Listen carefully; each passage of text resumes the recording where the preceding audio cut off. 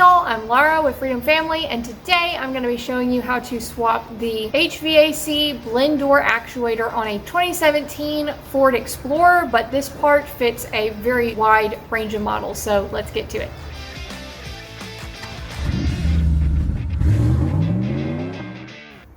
This blend door issue is kind of livable on the Fords. I don't know if it's because the dash is so much longer. This dash is so short that the sound is just super annoying. Obviously, any blend door that's clicking is going to be annoying, but this one tops all the ones that I've heard. So what you're going to want to do to make sure that this is the specific blend door that is clicking, because there should be about 4 in the dash, what you're going to want to do is locate your blend door, and then while it is clicking, unplug it. If it stops clicking, you've located your problem. If you still hear the clicking somewhere close, then you haven't found the correct blend door. It might be one of the blend doors that's clicking, and you'll be able to tell because your ear's right next to it. There are tons of blend doors. Some of them are more difficult to get to than others. This is one of the easier ones, but it's a little bit difficult to unscrew it. I'm just going to bring you in here, and it's tight.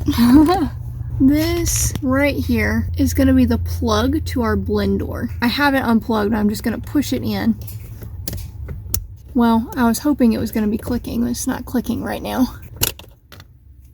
Okay, let me see if I can't get this just set up here. When I put the accessory on, it's going to start clicking. Okay.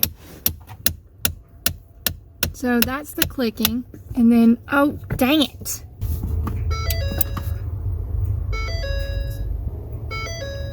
Come on. Okay, well, you could see it clicking. If you take the harness out while it's clicking and it stops, that's how you diagnose it easily. For some reason, it's being ornery, but I think you get the idea. So that wiring harness comes off like that. There's a safety clip in it, so you're going to want to pull that down before you can depress this tab and pull it out. And then it has 3 bolts. It's gonna take you forever to get these bolts off because you can only get your one hand up through here into that space. Mine only had 2 bolts, so I'm assuming this has been replaced before. This is our new part. Duralast might not last that long. I do recommend getting manufacturer for this one. But here's our part. Mounting holes are identical. Our plug looks identical. It has 4 pins, then a gap and another pin. You can't really see it, but it's got it. I do see a little bit of a difference here, but that may be because this is a more universal part. Our gear looks the same. So this is the same part, just a little bit aftermarket, just a little bit different. So we're going to toss it in, see if it works. This flat part is going to keep the blend door from being installed. I know this looks close, but it's actually not close enough. So what we're going to do is plug this in and hold it up to the gear where this fits in. And when it turns to the correct position, you'll be able to shove it in. So you just put a little pressure on the back of it, turn it on, and mess with the settings so that this thing rotates. And then when it hits the right point, you should be able to push it in. Okay, so I'm just sliding this up in here, trying to find my gear hold. There it is.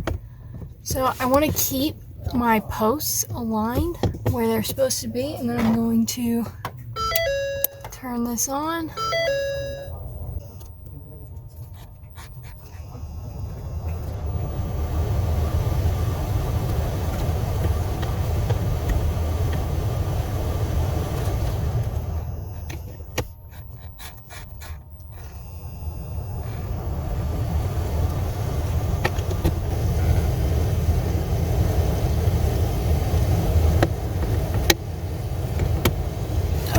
There it is.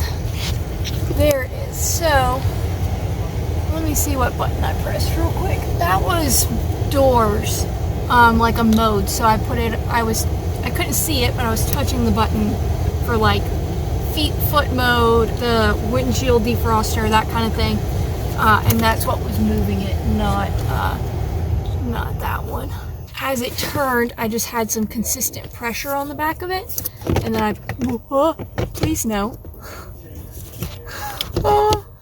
Yeah, and then we're gonna put our bolts in. I'm not going to show the process of getting the bolts in because I can barely get my own hands in here. Obviously, you can see how small this is. And that's because there's this whole electronic module attached to the gas pedal. So if you have an older model, you can still follow along with this video and you're going to be able to get in here easier. But if you have this exact model, it's a little bit difficult to get in here and you got to do a lot of finagling to get the bolts in and out. You're going to want to use these. You're going to want a long 8mm and a short 8mm. The short is going to be for your top bolt. The longer 8mm you can get in your bottom bolt. Not really sure about the third, kind of at the bottom but to the side, what specific wrench is going to best get in there, but obviously anything thicker than this is not going to get in there. So these are the types of wrenches that you want. It's not difficult, it's just a little bit time consuming, but yeah, that's the process.